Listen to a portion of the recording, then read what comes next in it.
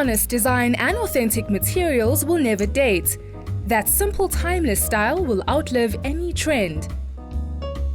Studio 19 takes us through their new range and how every single product and project design passes through the hands of local South African artisans.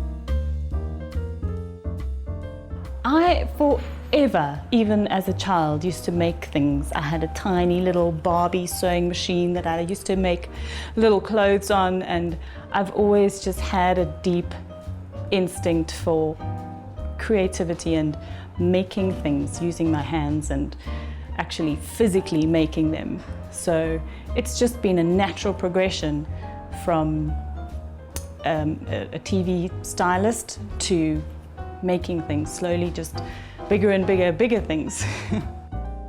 I think what all the items we design have in common is that they're practical, that they fill a purpose in somebody's home. So they're never just a superficial item that's going to just sit there. You can actually use it.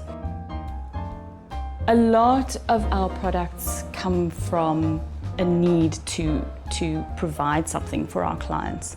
So often there is a need for a wall light, or a need for a coffee table, or a need for a server, and a lot of our products are inspired by those needs.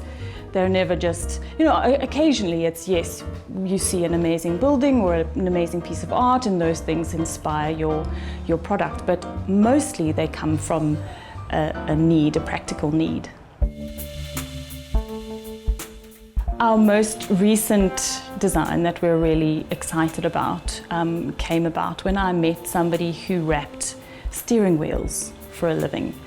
And I just thought that what he did was so amazing that I wanted to translate that technique and that craft into furniture. So we designed a chair and a little side table and an armchair, all using this technique of wrapping tubing with leather and hand stitched. And we've come up with a range called the Smith range. I want all the items that we design to feel a little bit rock and roll, a little bit dark, but with a classic contemporary edge. We generally stick to a monochromatic palette. We don't use a lot of color. I find it quite limiting, so I generally use the same colors over and over again. They're always earthy. There are tans and browns and grays and charcoals and dark olive greens. We use similar materials, natural organic materials. We love wool and felt and leather and cork. So we stick to a very natural palette.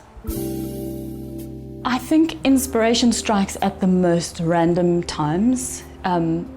When you feel the need to be inspired, it generally doesn't happen. So sometimes it's just like, oh, I have an idea. And then we'll sketch it out and we'll translate that into a technical drawing, so with measurements and with materials, and we'll have to find somebody to manufacture that item.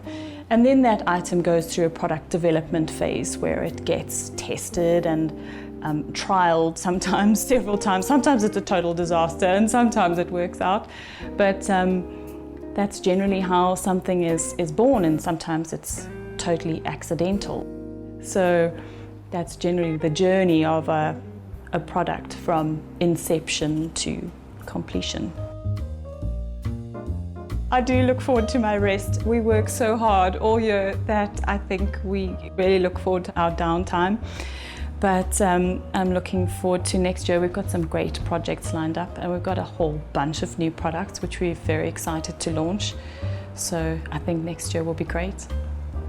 By supporting local artisans and other creative businesses, we are helping to build a self-sufficient industry capable of representing our country on a global level.